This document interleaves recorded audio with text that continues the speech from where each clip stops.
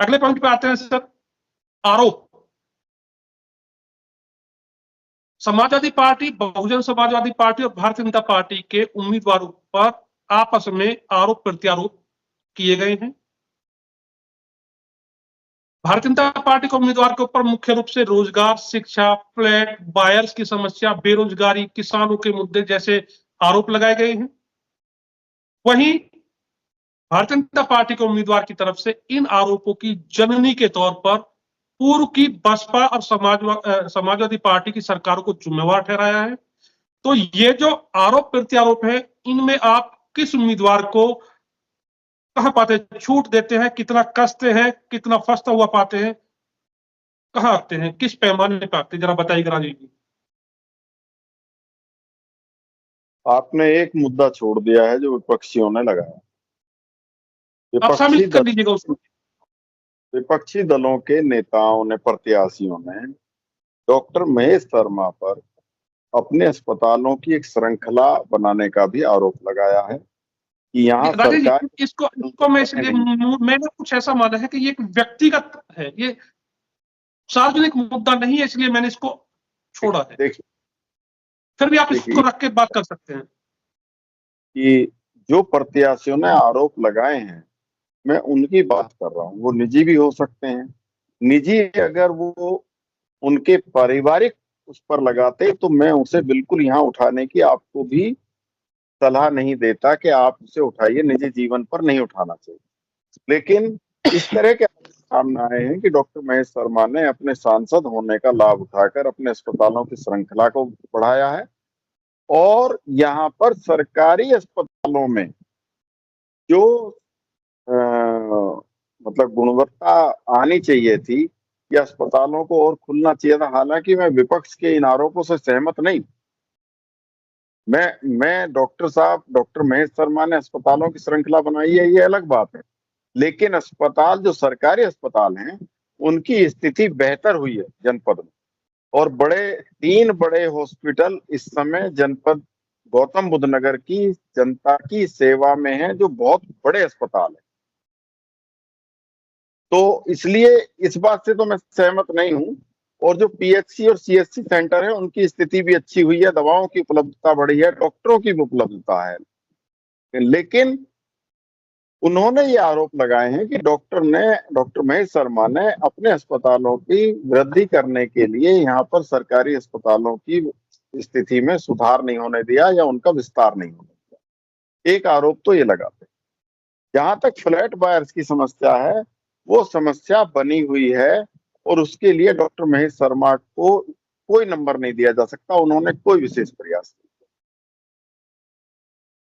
ये आरोप विपक्षी पार्टियों के इसलिए उनके आरोप नहीं माने जाने चाहिए कि वो चुनाव के समय पर आकर कह रहे हैं कि फ्लैट बायर्स, इससे पहले तो उन्होंने भी कोई धरना प्रदर्शन नहीं किया, उन्होंने भी कहीं जो है लिखा पढ़ी नहीं की, कहीं वो फ्लैट बायर्स के साथ धरने पर नहीं बैठे।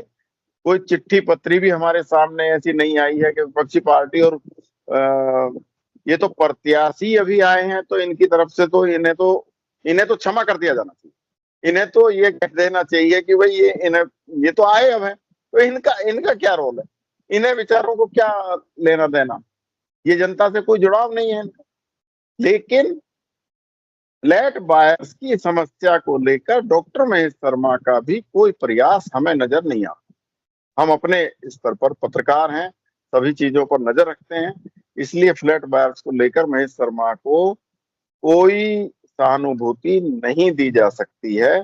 एक तो ये बात है। दूसरी बात, यह किसानों की समस्या है गौतम बुद्ध, उसके लिए जो यहाँ आंदोलन भी चले, हालांकि बाद में वो आंदोलन, मैं व्यक्तिगत राय रख रहा हूँ इसे किसी के विरोध और पक्ष में ना मानकर, कि बाद में ये पता चला कि उन किसान आंदोलनों का नेतृत्व जो है वो ठीक लोगों के हाथ में नहीं, और उनके वेस्टेड इंटरेस्ट थे।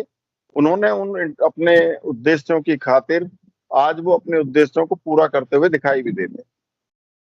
तो इसलिए उन आंदोलनों को, लेकिन किसानों की समस्या है, इससे कोई इंकार नहीं कर सकता। इसीलिए आंदोलन हुए, इसीलिए उन नेताओं को मौका मिल गया अपनी बढ़त बनाने का, कि वो जनता को इकट्ठा कर पाए। अथॉरिटियों पर उन्होंने धरना प्रदर्शन, चाहे नोएडा हो, चाहे ग्रेटर नोएडा हो, चाहे एनटीपीसी हो, वहां पर उन किसानों को इकट्ठा करने में वो सफल रहे। जो लोग समस्या से पीड़ित हैं, उनकी समस्याओं का समाधान न उनके पास था, ना डॉक्टर महेश शर्मा ने कोई प्रयास किया। बल्कि मैं ये कहना चाहता हूं कि भाजपा की 10 साल से केंद्र में सत्ता है और 7 साल से उत्तर प्रदेश में सत्ता है। यहाँ किसानों की समस्या को लेकर कोई काम नहीं। तो ये मुद्दे थे जिन्हें विपक्षी पार्टियों ने उठाया, लेकिन उनके लिए भी केवल ये मुद्दे ही हैं, उन्होंने भी कोई कभी कुछ नहीं किया है। इसलिए उनके उनके द्वारा उठाए गए इस मुद्दे का कोई महत्व भी नहीं। चलिए, इसी बिंदु को लेकर मैं आशु जी के पास जाता हूँ। आशु जी, ये जो राजनीतिक दलों के द्वारा एक दूसरे पर आरोप प्रत्यारोप लगाए जा रहे हैं, जैसा मैं पहले राजेश जी को बता चुका हूं कि सपा और बसपा, भारतीय जनता पार्टी और उसके उम्मीदवार को ऊपर रोजगार, बेरोजगारी, शिक्षा, चिकित्सा, फ्लैट बायर समस्या, किसानों के मुद्दे को लेकर हमलावर हैं। वहीं प्रति हमले के रूप में भारतीय जनता पार्टी इन मुद्दों की जननी पूर्व की समाजवादी पार्टी और बसपा सरकारों को बता रही है। आप इसको कहां आते हैं और किस प्रत्याशी को कितना एज देते हैं और कितना अंक देते हैं? देखिए, जब हम आरोप प्रत्यारोप पर आते हैं तो पहली बात तो यह है कि जो विपक्ष में होता है उस पर कोई आरोप नहीं होता है, क्योंकि विपक्ष का तो काम ही ये है कि वो आरोप लगाएगा विपक्ष सत्ता भी पर। कभी सत्ता में रहा था नहीं, सुन लीजिए। देखिए, सत्ता को 10 साल तो हो गए हैं लोकसभा में और 6 साल हो गए हैं विधानसभा। तो ये कहना कि नहीं सर कभी आप सत्ता में रहे थे तो हमने आपके पापों का हिसाब कर रहे हैं, वो नहीं हो सकता, क्योंकि आपको लाया ही इसलिए गया था कि आप यहां पर उन बातों से त्रस्त जनता को मुक्ति दिलाते। लेकिन डॉक्टर महेश शर्मा पर जो आरोप हैं वो विपक्ष से ज्यादा यहां की जनता के आरोप हैं। आपने जितने भी मुद्दों की बातें करी, चाहे राजेश बैरागी जी ने अस्पतालों का मुद्दा कहा है, चाहे फ्लैट बायर्स का मुद्दा कहा है, चाहे किसानों का मुद्दा कहा है, कोई भी आंदोलन राजनीतिक दलों ने नहीं किया है। समाजवादी पार्टी और बहुजन समाज पार्टी ने मेरी यादाश्त में बीते 7 साल में खुद से कोई आंदोलन नहीं किया। उन्होंने होने वाले जन आंदोलन में अपनी रोटियां सेकने का प्रयास किया है। वहां से उनके नेता पहुंच गए, वहां 2 दिन भाषण दिया, लेकिन जो जेल गए लोग, जो जिन पे मुकदमे दर्ज हुए हैं, वो आम आदमी है। वो कौन है? जो अपने फ्लैट के कारण परेशान है, जिसकी रजिस्ट्री नहीं हो रही, उनपे 107-16 के मुकदमे लग गए। जिनके बच्चों को कुत्तों ने काट लिया, उनपे 107-16 के मुकदमे लग गए। और जिन किसानों ने विरोध करने की कोशिश करी, उनपे भी गैंगस्टर एक्ट तक लग। और इन सब पर डॉक्टर महेश शर्मा पर जनता ने ये हमेशा आरोप लगाए कि उन्होंने बीते 10 साल नहीं, बीते 12 साल की राजनीति में, जब वो विधायक भी थे और 2 बार सांसद रह चुके हैं, उन्होंने कोई काम नहीं किया। और ये जो आरोप हैं, ये आरोपों से परेशानी ये है कि डॉक्टर महेश शर्मा इन पर कभी खुलकर ना मीडिया से बोलते हैं, ना ही जनता से वार्तालाप करना चाहते हैं। मेरे पास तमाम ऐसे लोग हैं जिन्होंने ये हमेशा कहा है कि डॉक्टर महेश शर्मा व्यक्तिगत तौर पे अच्छे हो सकते हैं, किंतु उन्होंने काम कोई नहीं किया है। वो जो आरोप राजेश बैरागी जी कह रहे थे कि उन्होंने जो किया है वो इस क्षेत्र की जनता की जगह अपने लिए किया है, मैं उस पर नहीं जाना चाह रहा कि उन्होंने क्या बनाया है क्या नहीं बनाया है, वो उनका व्यक्तिगत मामला है। लेकिन आम जनता डॉक्टर महेश शर्मा से इस मामले को लेकर बिल्कुल खुश नहीं है। और यही वो कारण है कि इतनी रैली और इतने संसाधनों के बावजूद भाजपा के पक्ष में एक मायूसी है। लगातार लोग ये कह रहे हैं कि हमको मोदी और योगी के कारण वोट तो भाजपा को देना पड़ेगा, मगर हमें मोदी योगी पे भी नहीं, मैं इसी पे आरोपों पे कह रहा हूं। तो ये जो आरोप जनता के हैं, डॉक्टर महेश शर्मा चाहते तो इसको बीते 6 महीने में काफी अच्छी तरीके से टैकल कर सकते। तो चलिए, इसी विषय पर मैं अपना भी पक्ष रखता हूं कि इसमें तो कोई दोराहे नहीं है कि वर्तमान में गौतम बुद्ध नगर लोकसभा के अंदर रोजगार, बढ़ती बेरोजगारी, महंगी होती शिक्षा, सरकारी विद्यालय की का अभाव है। सरकारी एक अभी और मात्रा में चिकित्सा जो अस्पताल है उनकी भी जरूरत है। फ्लैट बायर समस्या बहुत ज्वलंत मुद्दा इस जिले में है।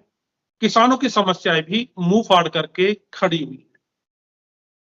हालांकि 2017 के विधानसभा चुनाव में जो योगी आदित्यनाथ की सरकार आई थी और उसके बाद अब 22 मई है, उसके द्वारा फ्लैट बायर्स और किसानों से वादे किए गए कि हम इनको हल करेंगे। यदि हल हो जाते तो इनका श्रेय भारतीय जनता पार्टी के उम्मीदवार को 100% मिलता। यह भी बात है कि भारतीय जनता पार्टी के द्वारा इन मुद्दों को हल करने के लिए कुछ प्रयास जरूर किए गए, जैसे रेरा का गठन किया गया, कुछ रजिस्ट्रियां कराई गई, वहीं किसानों को लेकर भी कुछ प्रयास किए गए, लेकिन यह प्रयास ऊंट के मुंह में जीरा जैसी स्थिति दिखाई मैं देवेंद्र शर्मा जी शायद थोड़ा सा करेक्ट करना चाहूंगा। रेरा का गठन जहां तक मुझे याद है 2016 में हुआ है।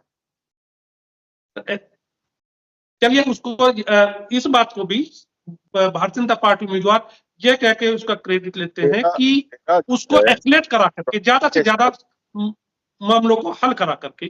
फिर भी मैं यही मानता हूं कि यह प्रयास पर्याप्त नहीं है। जहां तक भारतीय जनता पार्टी के उम्मीदवार या भारतीय जनता पार्टी के द्वारा इन हमलों का प्रति हमले करने की बात है, तो यह भी बात है कि राजेश जी अच्छी तरह जानते हैं कि जब 2005, 6, 7 घोड़ी बछेड़ा भट्टा पार्सल हुए तो किसानों की स्थिति बहुत अच्छी नहीं थी, या यूं कहें कि यहां तो कम से कम ये बात लगती है कि इस समस्या का जन्म उन्हीं पूर्व की सरकार में हुआ है। ग्रेटर नोएडा वेस्ट जो कि एक इंडस्ट्रियल क्षेत्र था, उसको रातों रात किस तरह से एक रेजिडेंशियल एरिया में बदला गया और उसके लेआउट को नहीं छेड़ा गया, समस्या वहां से पैदा होती है। फिर भी मैं यही कहूंगा कि वर्तमान सरकार और वर्तमान सांसद इस जिम्मेवारी से नहीं बच सकते। यहां पर जिम्मेवारी वर्तमान सांसद की अधिक है। देवेंद्र जी, यदि योगी आदित्यनाथ अपनी हर सभा में ये कहते हैं कि यहाँ जंगल राज था, हमने उसे मंगल राज में बदल दिया है, तो फिर ये नहीं कह सकते कि ये सपा और बसपा की दी हुई समस्याएं हैं, इसलिए हम इनका समाधान नहीं खोज पा रहे।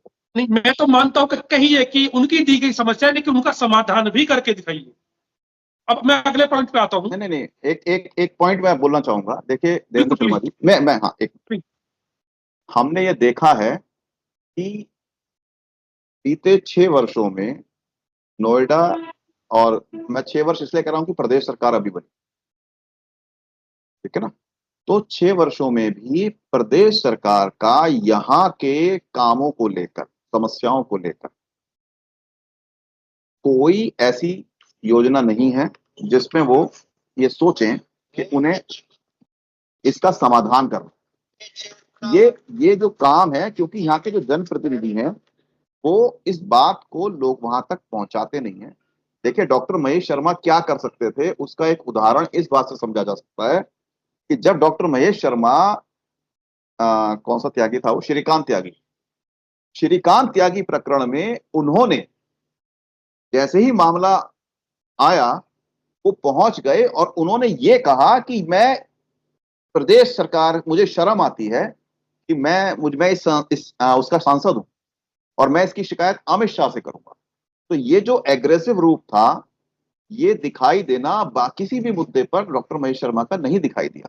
तो ये कहना कि डॉक्टर महेश शर्मा को ये एज मिल सकता है कि वो पुराने काम थे या ऐसे थे, वो नहीं है। बेसिकली है कि उनकी इच्छा नहीं, जहां इच्छा थी वो इसका कंक्लूजन इसी रूप में है कि चाहे कितनी बात की जाए इस समस्या से नहीं बचा सकता, इसकी जिम्मेवारी लेनी पड़ेगी।